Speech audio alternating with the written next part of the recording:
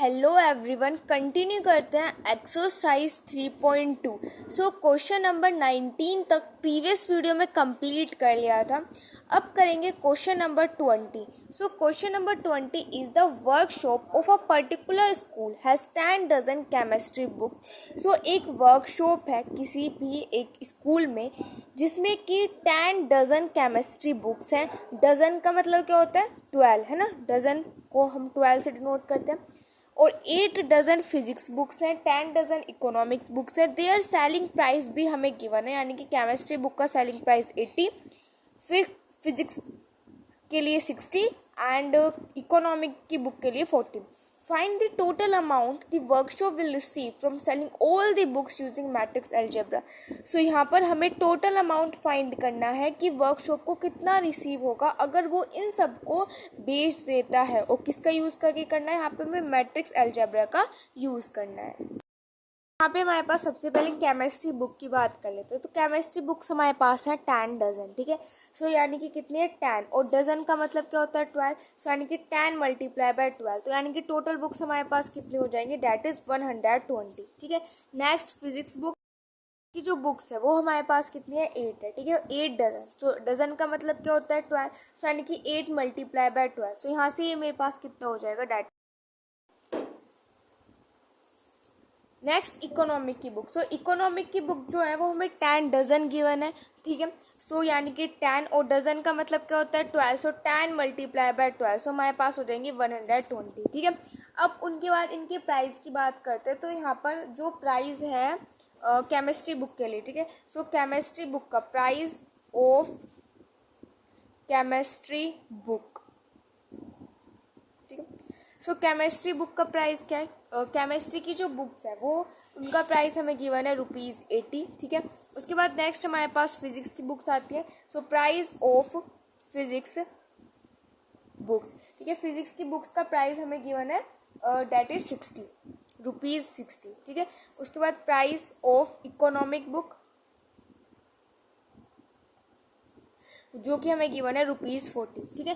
अब उसके बाद हमें क्या करना है? यहाँ पे टोटल अमाउंट फाइंड करना है कि तब हम इन बुक्स को सेल कर देंगे तो टोटल अमाउंट क्या होगा।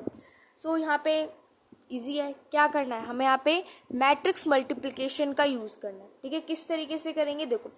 अब यहाँ पे मेरे पास क्या गिवन है? ये गिवन है और ये गिवन है। अब हम यहाँ पे क्या करेंगे? इनकी मल्टीप्लाई कर देंगे। सबसे पहले तो बुक्स। यहाँ पे हम क्या फाइंड करें? Total amount. टोटल अमाउंट क्या होगा? देखो, एक हमें किस में लेना होगा? एक हम हॉरिजॉन्टल लेंगे और एक हम क्या लेंगे? वर्टिकल लेंगे। ये क्यों लेंगे? ये मैंने आपको प्रीवियस वीडियो में बताया था, एक बार फिर से बता देती हूँ। देखो, ये जो बुक्स जो हमें दे रखे हैं इनको चाहो तो आप हॉरिजॉन्टल ले लो, चाहो तो आप वर्टिकल ले लो। तो मैं यहाँ पे क्या करती हूँ? इनको हॉरिजॉन्टल ले लेते हैं। तो यहाँ पे 120 तो केमिस्ट्री बुक्स के हो गए, फिर फिजिक्स की बुक्स 96 है एंड इकोनॉमिक्स की है 120, ठीक है।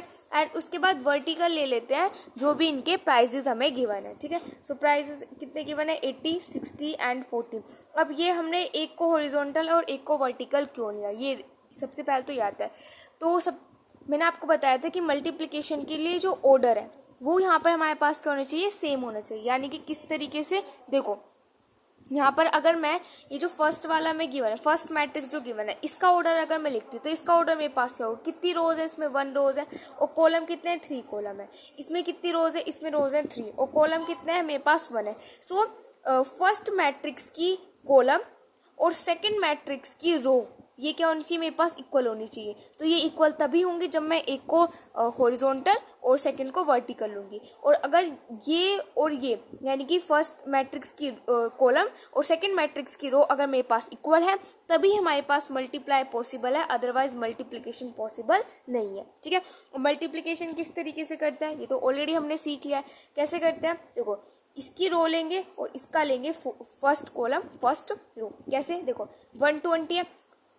120 की इंटू कर देंगे 80 के साथ, फिर प्लस में 96 की इंटू कर देंगे 60 के साथ,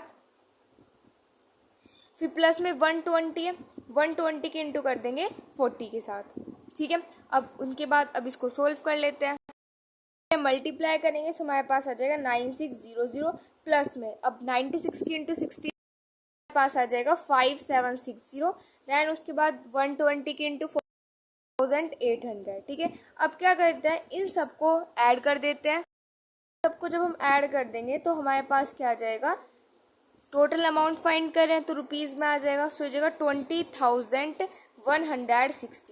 ठीक है, सो ये हो जाएगा क्वेश्चन नंबर 20 का answer. Next question is assume X Y Z W and P R matrix of. देखो एक्स वाई जेड डब्ल्यू और पी के जो मैट्रिक्स है उनका ऑर्डर हमें गिवन है। हमें यहाँ पर करेक्ट आंसर जो है वो चूज करना है दोनों क्वेश्चन नंबर 21 और क्वेश्चन नंबर 22 में। क्वेश्चन नंबर 21 में क्या बोला गया है कि यहाँ पे हमारे पास एन के और पी की वैल्यू क्या होगी अगर पी वाई प्लस में डब्ल्यू वाई को डिफाइन किया गया है। ठीक है, यानी कि यहाँ पे मैं एन के और पी की जो वैल्यू है उसको यहाँ पे मैं बताना है कि क्या होगी। ठीक है, और ये जो रिलेशन है कि पी वाई प्लस में डब्ल्यू वाई ये हमें गिवन है। क्वेश्चन नंबर 21 में हमें ये गिवन है। अगर मैं इनको मैट्रिक्स में लिखना चाहूँ तो मैट्रिक्स में हम इसको कैसे लिखेंगे, पी है सो पी को मैट्रिक्स में इस तरीके से लिख देंगे, फिर वाई है वाई को लिख देंगे। ठीक है, उसके बाद प्लस में फिर हम लिख देंगे डब्ल्यू को, देन हम लिख देंगे वाई को। ठीक है, अब उसके बाद जो ऑर्डर हमें गिवन है वो लिखते हैं। तो सबसे पहले पी, सो पी के लिए जो ऑर्डर गिवन है वो हमारे पास गिवन है पी इंटू में के। ठीक है, फिर वाई, वाई के लिए जो ऑर्डर हमें गिवन है वो गिवन है 3 इंटू में के। एंड उसके बाद डब्ल्यू, तो डब्ल्यू के लिए ऑर्डर हमें गिवन है एन इंटू 3। वाई के लिए ऑर्डर हमें गिवन है 3 इंटू में के। ठीक है, अब उसके बाद यहाँ पर अगर हम इन दोनों की का रिजल्ट फाइंड करें, ठीक है, यानी कि इन दोनों का अगर मैं मल्टीप्लाई करके इनका रिजल्ट फाइंड करूं तो उसका ऑर्डर मेरे पास क्या आने वाला है, यानी कि अगर मैं इनका फाइंड करूं रिजल्ट, ठीक है, जो भी रिजल्ट आएगा इनका मल्टीप्लाई करके, सो उस रिजल्ट का ऑर्डर क्या होने वाला है, क्या होगा, पी इंटू में क्या होगा उसका order, am I right. And उसके बाद यहाँ पर ऐसी सिमिलरली अगर इसका रिजल्ट फाइंड करें सो इसके रिजल्ट का क्या ऑर्डर होने वाला है मेरे पास, एन इंटू में के हो जाएगा। ऑर्डर हमारे पास क्या हो जाएगा, डैट इज एन इंटू में के। ठीक है, ये हमारे पास ऑर्डर हो जाएगा। अब यहाँ पर हमें क्या गिवन है, प्लस का साइन गिवन है।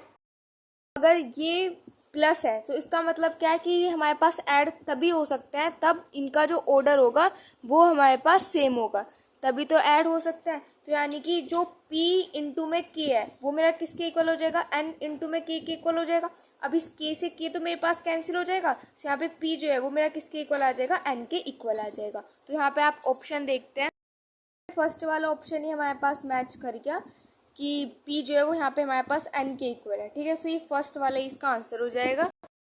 बोला गया कि k जो होगा वो मेरा किसके इक्वल होगा, 3 के इक्वल होगा। ऐसा क्यों, क्योंकि देखो अगर आप इन दोनों की मल्टीप्लाई करते हो तो इन दोनों की मल्टीप्लाई के लिए हमारे पास क्या होना चाहिए, जो ये है यानी कि इस वाले की कॉलम और इस वाले की रो इक्वल होनी चाहिए, यही होता है हमारे पास। यहाँ पर भी 3 है और यहाँ पर भी 3 है, ऐसे इसमें आ जाओ, इस वाले की हमारे पास कॉलम और इस वाले की हमारे पास रो ये इक्वल होनी चाहिए। तो यहाँ से मेरे पास जो k है वो k किसके इक्वल आ जाएगा, 3 के इक्वल आ जाएगा, है ना। मेरे पास k की वैल्यू क्या आ जाएगी, 3 आ जाएगी। सो ये हो जाएगा क्वेश्चन नंबर 21।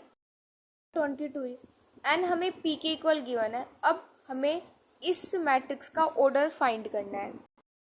यहाँ पर 7 है एंड यहाँ पर x है, फिर उसके बाद यहाँ पे जो मेरे पास x है, इस मैट्रिक्स का ऑर्डर क्या है, 2 इंटू में n है, उसके बाद माइनस के 5 एंड z, तो z मैट्रिक्स। अब z मैट्रिक्स का ऑर्डर मेरे पास कितना गिवन है, डेट इज 2 इंटू में p। ठीक है, ये ऑर्डर हमें यहाँ पर गिवन है। अब ये दोनों यहाँ पे क्या हो रहे हैं, सब्ट्रैक्ट हो रहे हैं। तो ये सब्ट्रैक्ट कब हो सकता है, जब इन मैट्रिक्स का जो ऑर्डर होगा वो सेम होगा, यानी कि ये मेरे पास क्या होंगे, इक्वल, यानी कि जो 2 इंटू में n है वो किसके इक्वल होगा, 2 इंटू में p के इक्वल होगा, तभी तो हो सकता है। अब देखो यहाँ पे 2 इंटू में n है, अब यहाँ पे 2 इंटू में, अब p हमें n के इक्वल गिवन है तो p की प्लेस पर मैं n पुट कर सकती हूँ। तो मेरे पास ऑर्डर क्या आ गया, 2 इंटू में n आ गया। अब आप यहाँ पे देख सकते हो, यहाँ पे मेरे पास क्या गिवन है, एक तो p इंटू में 2 गिवन है तो ये तो नहीं आया, मेरे पास क्या आया था, 2 इंटू में n आया। ठीक है, सो क्वेश्चन नंबर 22 का आंसर हो जाएगा ऑप्शन नंबर बी। सो यहाँ पर एक्सरसाइज 3.2 कंप्लीट हो गई है। नेक्स्ट वीडियो में स्टार्ट करेंगे नेक्स्ट एक्सरसाइज। Thank you.